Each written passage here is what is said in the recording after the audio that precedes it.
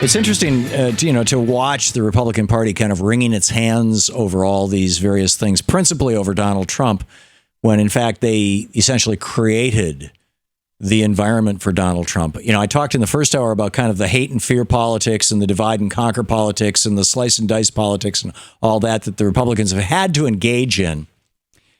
The 1% who own the Republican Party, or the 1/100th of 1%, the 115,000 families in America who have a net worth of over $12 million, or income of over 12 million, one or the other, I forget which, but that 1/10 of 1% who basically own the Republican Party, they can't get elected unless they can get the suckers out to vote. And so, they're just, pumping the Republican Party, they're pumping the voters on this stuff. And what made it possible for all this to happen, for the voters to get stupid, enough so that they would say, yes, Donald Trump, he's my man. Or yes, Ben Carson, he's my man. Ben Carson has no substantive policy positions and no experience in governance, and not even a clear understanding of the history or the momentary reality of the United States. And Donald Trump, I would say, that by and large, that's all true of Donald Trump as well. Plus, Trump isn't just a religious bigot like Carson is; he's a demagogue.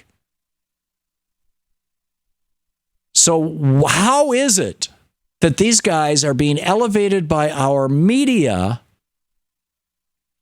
to the point where, it's all Trump all the time. It's all Carson all the time. It's all Republicans all the time.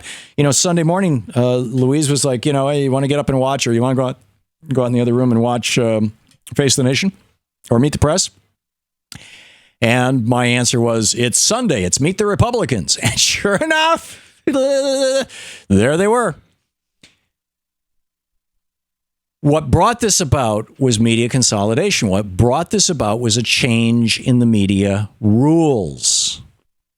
And the biggest change in those rules was in 1996, Bill Clinton signing the Telecommunications Act, which allowed the consolidation in a very small number of hands. $70 billion worth of media spectrum in the United States was given to these big media companies. It could have been sold. We could have made money on it.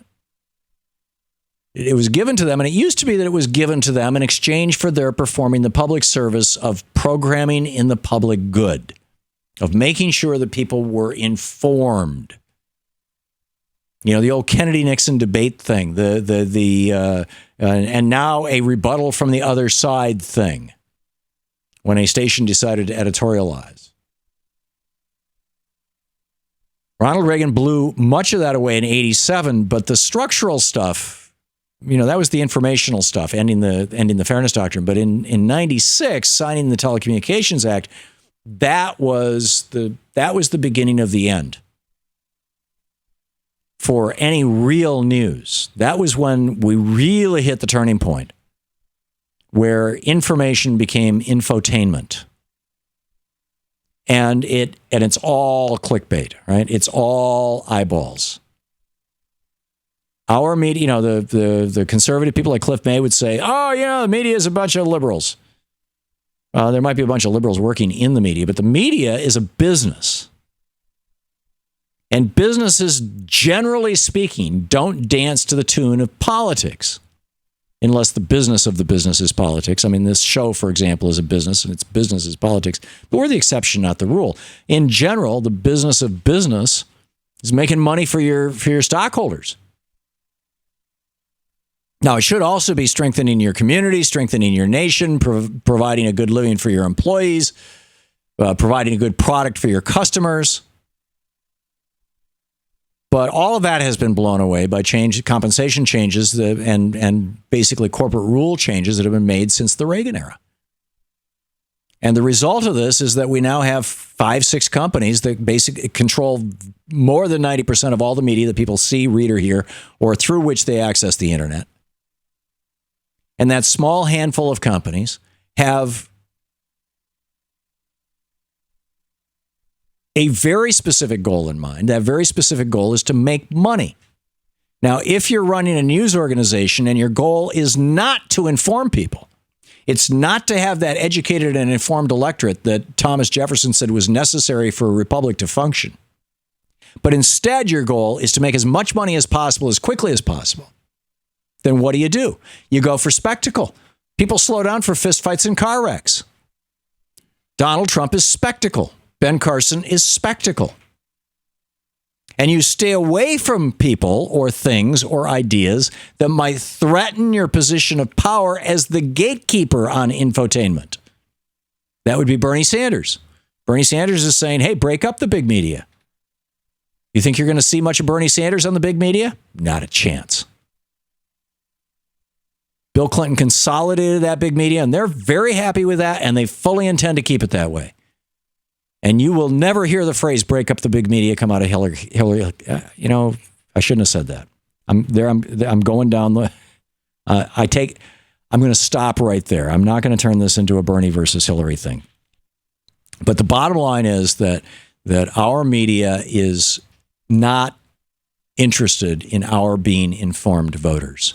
You get there's some Sturm and Drang, some huffing and puffing, what's his name? Chuck Todd on Sunday, on Meet the Republicans. And he's talking to Donald Trump, who refuses to even come in by Skype. He's got to come in by telephone as a way of basically talking down to Chuck Todd, talking down to the media, which really should tell us everything, right? The media is just, sucking up to the billionaires and they'll take Donald Trump because he'll bring eyeballs.